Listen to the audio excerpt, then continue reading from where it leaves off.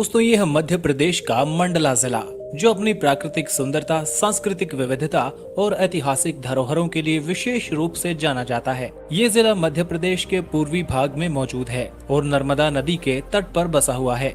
मंडला का क्षेत्रफल लगभग 8,771 वर्ग किलोमीटर के विशाल भूभाग पर विस्तृत है और ये अपनी आदिवासी जनसंख्या के लिए सबसे ज्यादा पॉपुलर है। मंडला जिला सतपुड़ा और माइकल पर्वतमालाओं से घिरा हुआ है। यहाँ की सबसे महत्वपूर्ण प्राकृतिक धरोहर नर्मदा नदी है, जो जिले के बीचों बीच बहती है। इस नदी के किनारे घाटों की सुंदरता पर्यटकों के लिए एक विशेष आकर्षण मानी जाती है। इसके अलावा जिले में अनेक झरने, घने जंगल और पहाड़ियां मौजूद हैं। इसका प्राचीन इतिहास वैदिक काल से जुड़ा है, जब ये धार्मिक गतिविधियों और सभ्यताओं का केंद्र था। 14वीं शताब्दी में ये गोंड राजवंश की राजधानी बना।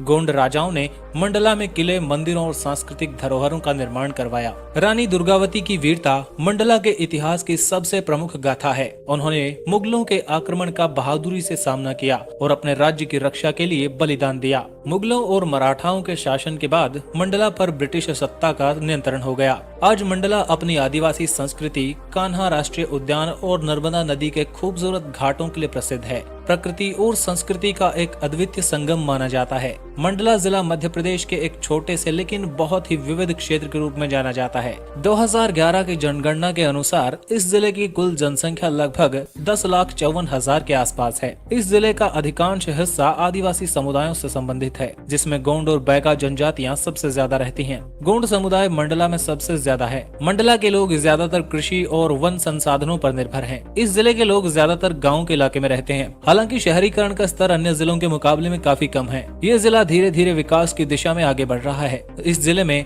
लिंगानुपात भी एक सकारात्मक संकेत देता है, जहां 1000 पुरुषों पर लगभग 990 महिलाएं हैं, जो राष्ट्रीय औसत से काफी अच्छा है। धार्मिक दृष्टिकोण से देखा जाए तो जिले में हिंदू धर्म के लोग काफी ज्यादा मात्रा में पाए जाते हैं, जो लगभग 91% है। इसके अलावा मुस्लिम्स की संख्या लगभग 7% है। भाषाओं की बात करें तो यहाँ पर गोंडी भाषा सबसे ज्यादा बोली जाती है। वैसे प्रशासनिक चीजों में और शिक्षा में यहाँ पर हिंदी भाषा का इस्तेमाल होता है। मंडला जिले की अर्थव्यवस्था मुख्य रूप से कृषि और वन संसाधनों पर आधारित है। ये क्षेत्र अपने प्राचीन संसाधनों से समृद्ध है और यहाँ की अधिकांश जनसंख्या कृषि और वानिकी से जुड़े व्यवसायों में काम करती है। मंडला में खनिज संसाधनों का भी काफी महत्व है। इस जिले में कोयला, ग्रेनाइट और अन्य खनिजों की काफी उपस्थिति पाई जाती है। हालांकि इसका उपयोग बहुत बड़े पैमाने पर नहीं किया जाता। साथ ही इस जिले में पर्यटन उद्योग भी एक उभरता हुआ क्षेत्र माना जाता है। विशेष रूप से कान्हा नेशनल पार्क और कई नेचुरल अट्रैक्शंस के कारण यहाँ काफी ज्यादा टूरिस्ट आने लगे हैं। नेशनल हाईवे 30 जिले के प्रमुख मार्गों में से एक है, जो जबलपुर और अन्य महत्वपूर्ण जगहों को मंडला से जोड़ता है।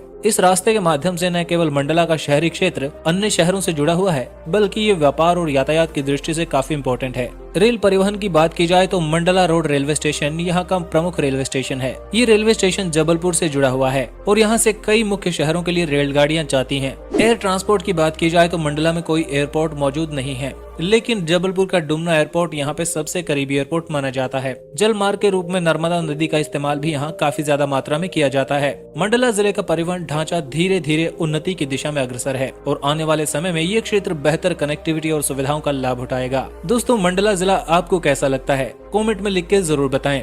Thanks for watching. जुड़े रहिए एक्सप्लोर YRS के साथ।